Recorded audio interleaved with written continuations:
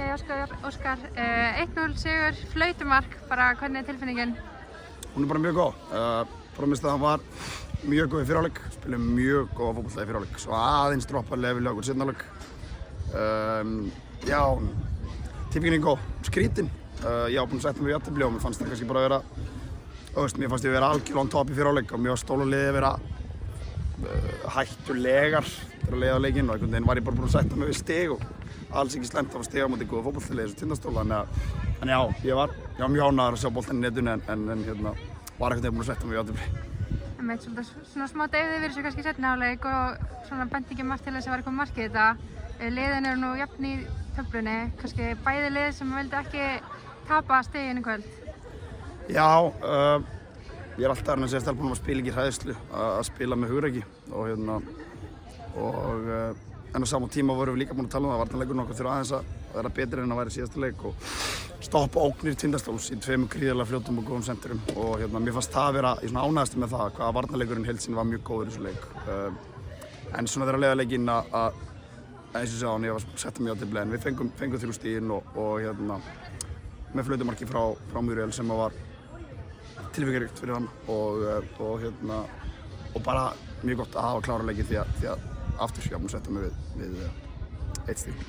Þið kallaði eftir víti í seinni hálfleik, held Ólína hafi fallið í teignum, hvernig sagði það við þér? Já, ég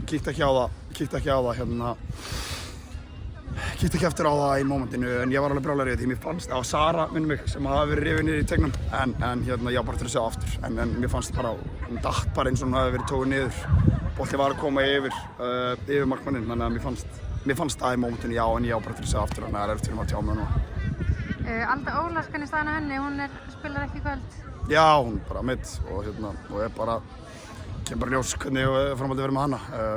Þannig að hún var bara ekki með vegna meiðsla í dag. Mætti systir í dag og þínu gamla félagi, hvernig var það? Það er erfitt. Það er bara ég tilfinning að vera og greitum með það saman ég og systir mér á þann. Það er bara erfitt skilur. Og ég vissi ekki þeirri svona. Ég átti vonað að þeirri að þau sér. Þeirri gaman og það var gaman í dag en það var erfitt. Það er bara verið heiðarlegur og ekki bara litli systir mín. Donni þjálfari einu menn, þjálfaði mig þegar ég var leikmaður. All mín hann og pappa segja mjög mikið í mig sem leikmanni þegar ég var að spila sjálfur. Þetta var já, ég var að ljúga ef ég myndi segja að þetta hefði ekki verið eins og ég hefði viljað sjá það vera því að þetta var mjög skrítið og dagurinn dag búið að vera sérstakur. Þannig að já, bara aftur mikið tilfinning að vera og þetta var mikil tilfinningar í þessu og já, það var sérstakt. Smá pása núna og svo er það Stjarnan 7. júní. Já. Hvernig lagst það í þig? Bara smá pása og svo Stjörnuleikurinn? Það er gott að fá pásu.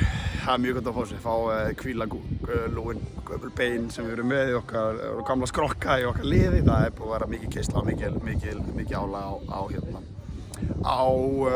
á liðinu og við nýtum þessu pásu vel en saman tíma líka bara fínt að rýna aðeins í hlutina og fara að skerpa þessu ákveðnu hluti sem þurfum að skerpa og en við munum alveg klárlega að þurfa þessu pásu að halda. Það er margir leikmenn sem eru búin að spila tjastlæðir og Leina til dæmis sem er búin að vera bara meidd í 3-4 leiki núna og getur ekki sparkað og gott að geta gefið hvíldina þegar hún á við.